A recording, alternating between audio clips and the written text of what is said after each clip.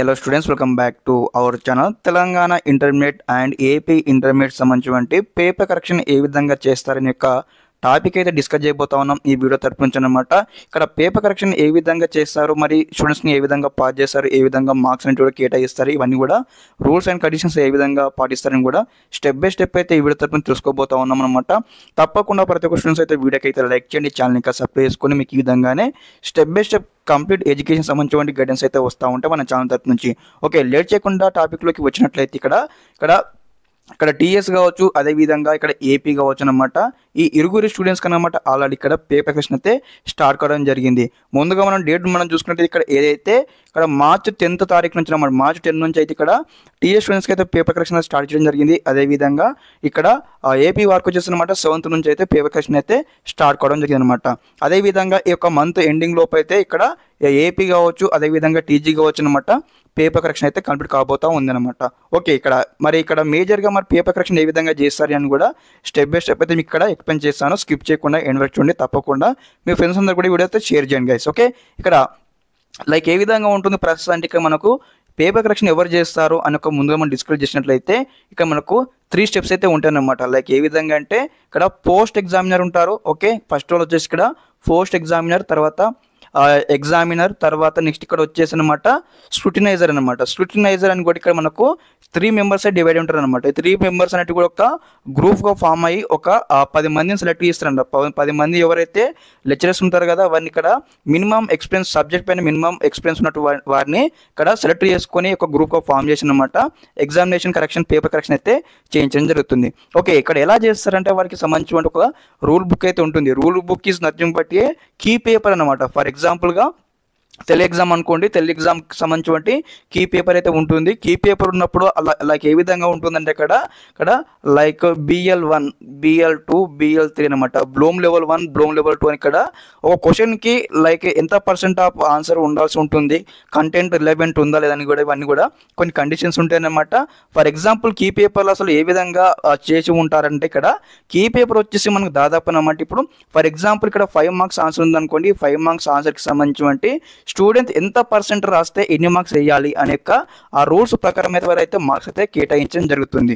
Okay, ఇక్కడ ఏ విధంగా ఉంటుందంటే ఫర్ ఎగ్జాంపుల్ అన్నమాట ఇక్కడ లాంగ్వేజ్ ఎగ్జామినేషన్కి ఎంత 100 మార్క్స్కి 35 మార్క్స్ వస్తే పాస్ మార్క్స్ అనమాట. అదేవిధంగా మ్యాథమెటిక్స్కి 75కి వచ్చేసి దాదాపుగా ఇక్కడ 27 మార్క్స్ అయితే ఖచ్చితంగా రావాల్సి ఉంటుంది. అదేవిధంగా ఫిజిక్స్ కావచ్చు, కెమిస్ట్రీ కావచ్చు, బయాలజీ కావచ్చు, బాటనీ కావచ్చు ఇక్కడ 21 మార్క్స్ వస్తే ఇక్కడ పాస్ చేయడం జరుగుతుంది. ఓకే, ఇక్కడ పేపర్ కరెక్షన్ ఏ విధంగా చేస్తారంటే ఇక్కడ దాదాపు అనమాట ఒక రోజుకి అనమాట ఒక పర్సన్కి వచ్చేసి దాదాపుగా ఇక్కడ 20 నుంచి 30 పేపర్ అనమాట. 20 నుంచి 30 పేపర్లు ఖచ్చితంగా పేపర్ కరెక్షన్ చేయాల్సి ఉంటుంది. పేపర్ కరెక్షన్ చేసేటప్పుడు వీళ్ళకి ఏ విధంగా డివైడ్ చేస్తారంటే ఇక్కడ పర్ పర్సన్ వచ్చేసి అనమాట మార్నింగ్ టు ఆఫ్టర్నూన్ సెక్షన్ వరకు అయితే 15 పేపర్స్, తర్వాత ఇక్కడ మధ్యాహ్నం నుంచి సాయంత్రం వరకు ఇక్కడ 15 పేపర్స్ అని ఇక్కడ కేటాయించడం జరుగుతుంది. ఓకే, మరి ఇక్కడ యాక్చువల్గా పేపర్ కరెక్షన్ ఏ విధంగా జరుగుతుందంటే ఫర్ ఎగ్జాంపుల్గా ఒక స్టూడెంట్ అనమాట ఒక క్వశ్చన్కి ఇక్కడ ఆన్సర్ అయితే అటెంప్ట్ చేయడం జరిగింది. అటెంప్ట్ చేసిన వాటికి ఇక్కడ ఈ విధంగానే కరెక్షన్ అయితే కంప్లీట్ కావడం జరిగింది. కంప్లీట్ అయిపోయిన తర్వాత స్టూడెంట్కి ఫర్ ఎగ్జాంపుల్గా మ్యాథ్స్ వేయాలనుకున్నాం. ఫర్ ఎగ్జాంపుల్ మ్యాథ్స్ ఏలో 75కి ఇక్కడ మనకు 27 మార్క్స్ రావాలి మనం అనుకున్నాం కదా. ఆ స్టూడెంట్కి అనమాట ఏ విధంగా వచ్చాయంటే ఇక్కడ 25 మార్క్స్ అయితే రావడం జరిగింది. ఓకే, 25 మార్క్స్ ఈ విధంగా రావడం జరిగింది. ఇక్కడ స్టూడెంట్స్ అనేది ఇక్కడ లెఫ్ట్ ఓవర్ చేస్తారనమాట. చేసిన తర్వాత ఏం చేస్తారంటే పేపర్ మొత్తం వెరిఫై చేస్తారనమాట.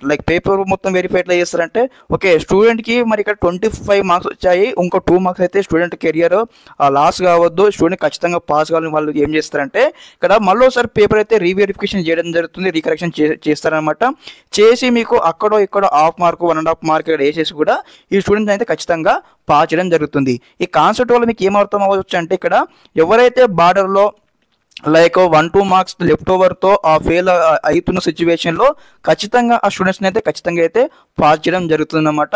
అదేవిధంగా మరి మీరు ఏం చేయాలి, ఫర్ ఎగ్జాంపుల్ మీరు 10 క్వశ్చన్లు రాశారు, 10 క్వశ్చన్లు వచ్చేసి హాఫ్గా మీరు అటెంప్ట్ చేశారు, మీరు పాస్ చేస్తారంటే అలా ఉండదు గైస్. ఏ విధంగా అంటే మినిమం అనమాట. ఫర్ ఎగ్జాంపుల్ మీరు ఇక్కడ ఏదైతే ఒక 35 మార్కులకు మీరు ఎగ్జామ్ రాసేసినారు అనుకుందాం, ఒక 30 మార్కులు అవి మిస్టేక్స్ దాదాపుగా మీకు ఇక్కడ ఏదైతే 25 ఇదివరకు అనుకున్నట్టు 25 మార్క్స్ వచ్చినట్లయితే ఇందులో 2 మార్క్స్ ఎక్స్ట్రా అంటే ఏ విధంగా విధంగా అంటే అక్కడ ఇక్కడ 1 మార్క్ హాఫ్ మార్క్ వేసేసి మీకు అయితే ఖచ్చితంగా పాస్ చేయడం జరుగుతుంది అనమాట.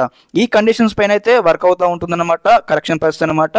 దీన్ని బట్టి అదే విధంగా ముందు చెప్పినట్టు 3 ఎగ్జామినర్స్ అయితే మీకు సంబంధించిన పేపర్స్ అన్ని కూడా ఓవర్గా అబ్జర్వేషన్ చేస్తారు. అబ్జర్వేషన్ చేసిన తర్వాత ఇక్కడ మనకి ఏదైతే ఒకసారి అనమాట మీకు ఎన్ని సబ్జెక్టులు ఉంటాయి అన్ని సబ్జెక్ట్ ఫర్ ఎగ్జాంపుల్ ఇక్కడ 6 సబ్జెక్ట్స్ నుంచి కరెక్షన్ అయిపోయిన తర్వాత ఫర్ ఎగ్జాంపుల్ లైక్ ఏ విధంగా అంటే మీకు మార్క్స్ వస్తాయి అనుకోండి. ఫర్ లాంగ్వేజ్లో మీకు ఒక 100కి 75 మార్క్స్ వచ్చాయి అనుకుందాం. అదేవిధంగా నెక్స్ట్ వచ్చేసి మీకు ఇక్కడ ఏదైతే ఇంగ్లీష్లో ఒక 80 మార్క్స్ వచ్చాయి అనుకుందాం. అదేవిధంగా నెక్స్ట్ ఇక్కడ మ్యాథ్స్ ఏలో 28 అనుకుందాం. అదేవిధంగా మ్యాథ్స్ బిలో ఒక 50 అనుకుందాం, ఒక 40 అనుకుందాం. అదేవిధంగా ఇక్కడ ఫిజిక్స్లో వచ్చేసి మీకు సంబంధించిన ఏదైతే ఒక 60కి 60 మార్క్స్ అనుకుందాం. అదేవిధంగా దాదాపుగా మీకు కెమిస్ట్రీలో వచ్చేసి అనమాట 19 మార్క్స్ వచ్చాయి అనుకుందాం మన గైస్. ఓకే 19 మార్క్స్ వచ్చాయి అనుకుందాం. ఇప్పుడు 19 మార్క్స్ వస్తే ఏ విధంగా ఉంటుంది కండిషన్ అంటే ఇప్పుడు అన్ని పాస్ అయ్యారు కానీ ఒకటే సబ్జెక్ట్ మీకు మిగిలిపోవడం జరిగింది. ఓకే మీకు కంటెంట్ రాసి ఉన్నారు, మీకు 19 మార్క్స్ వచ్చాయి.